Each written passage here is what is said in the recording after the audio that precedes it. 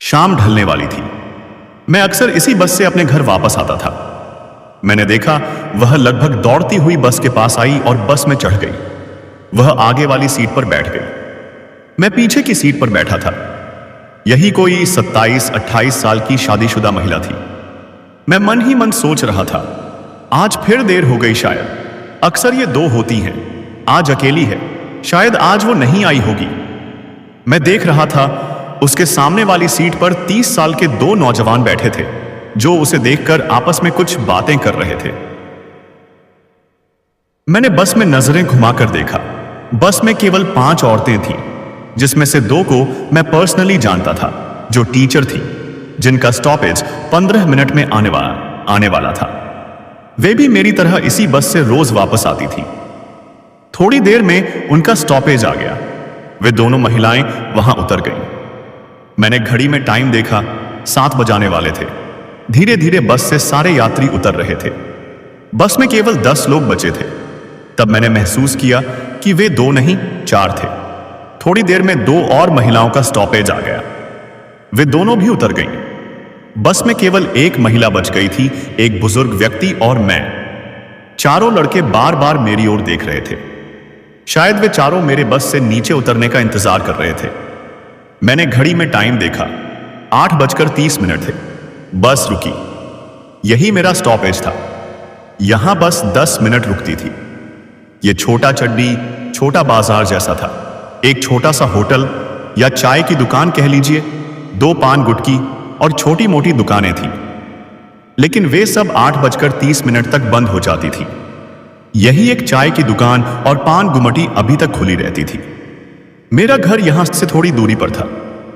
रात में कोई वाहन नहीं मिलने के कारण मैं यहां से पैदल ही धीरे धीरे चलता हुआ अपने घर चला जाता था। कई बार कोई जान पहचान वाला मिल जाता तो उसके साथ गपशप करते हुए मैं यहीं रुककर चाय पीकर रात के 9 बजे तक घर चला जाता था। लेकिन आज कोई जान पहचान वाला नहीं मिला था। फिर भी मैं चाय की दुकान पर आकर खड़ा हो गया। मेरा मन अनजाने डर से आशंकित था। हालांकि यह मेरा वहम भी हो सकता था, क्योंकि उस महिला को घूरने के अलावा अभी तक और कोई हरकत नहीं की थी उन चारों ने।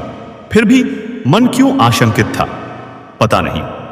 इसी उधेड़बुन में मैं वहीं चाय की दुकान के पास बेंच पर बैठ गया।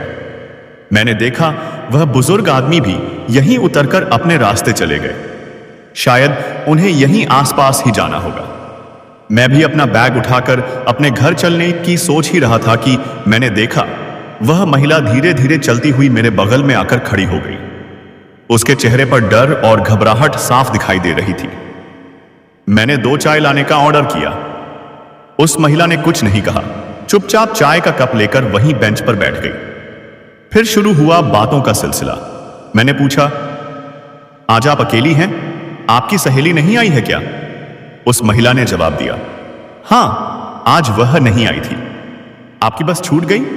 उस महिला ने धीरे से कहा। हां। आप टीचर हैं? उसने हां में सर हिलाया। तभी बस कंडक्टर ने आवाज लगाई। वह बस में जाकर बैठ गई।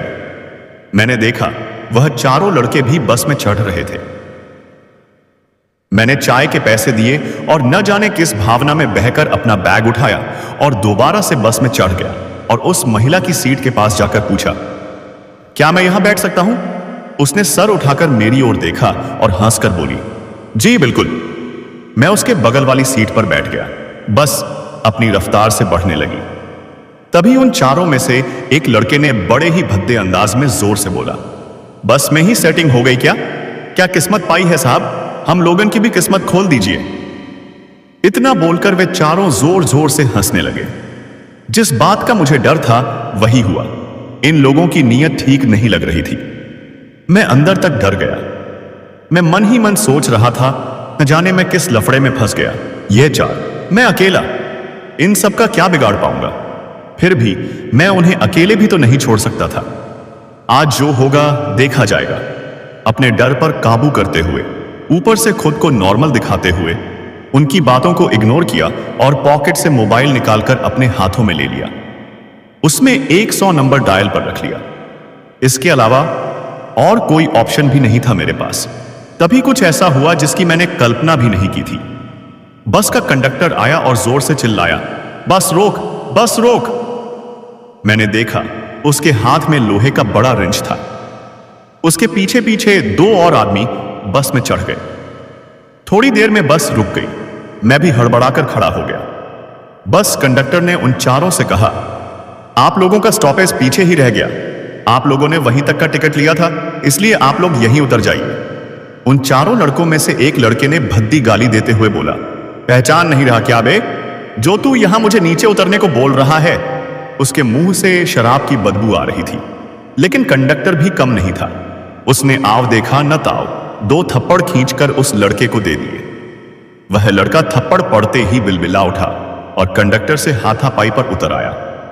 तभी दूसरा लड़का बीच में आकर बीच बचाव करने लगा। बोला, कंडक्टर साहब, हम यहां से कैसे जा पाएंगे? आप ऐसा कीजिए कि हमारा बाईपास तक का टिकट बना दीजिए। बस कंडक्टर थोड़ी देर चुप रहने के बाद बोला, ठीक है, तुम लोग पीछे जाकर बैठ जाओ। वे चारों चुपचाप पीछे जाकर बैठ गए। बस अपनी रफ्तार से आगे बढ़ने लगी। 20 मिनट में उस महिला का स्टॉपेज आ गया। स्टॉपेज पर मोटरसाइकिल से पहले से ही कोई उनका इंतजार कर रहा था। उन्होंने पहले ही किसी को बुला लिया था, शायद उनके पतिदेव थे। वे चुपचाप बस से उतरकर मोटरसाइकिल के पीछे बैठ गईं। उन्होंने मुंह से तो कुछ नहीं कहा, लेकिन उनकी आंखों में कृतज्ञता के भाव साफ झलक रहे थे। मैं भी बस से नीचे उतर गया। यहां से मैं अपने घर कैसे जाऊं, यह सोच रहा था, क्योंकि वापसी के लिए कोई वाहन मिलेगा इसकी उम्मीद नहीं थी। किसी को मदद के लिए बुलाना पड़ेगा।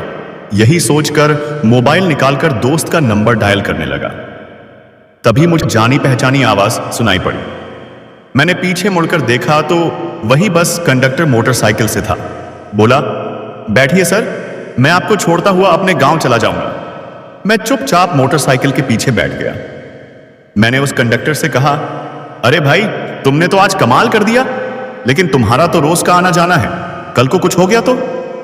उसने हंसकर कहा, अरे सर, ऐसे ऐसे 2-4 लोगों से तो हमारा रोज सामना हो जाता है। पैसेंजर को सही सलामत घर तक पहुंचाना हमारा काम ही नहीं, हमारा कर्तव्य भी है। ऐसे सर, आपको डर नहीं लगा? आप अकेले और यह 4? उसकी बात सुनकर मुझे हंसी आ गई। मैंने हंसकर कहा, डर किसको नहीं लगता भाई, डर सभी को लगता है, लेकिन वह कहते हैं डर के आगे ही तो जीत है। मेरी बातें सुनकर वह ठहाका लगाकर हंसने लगा। थोड़ी देर में वह बोला, लीजिए सर, आपका स्टॉपेज आ गया। मोटरसाइकिल से नीचे उतरकर मैंने उसे धन्यवाद कहा और अपने घर की ओर जाने लगा।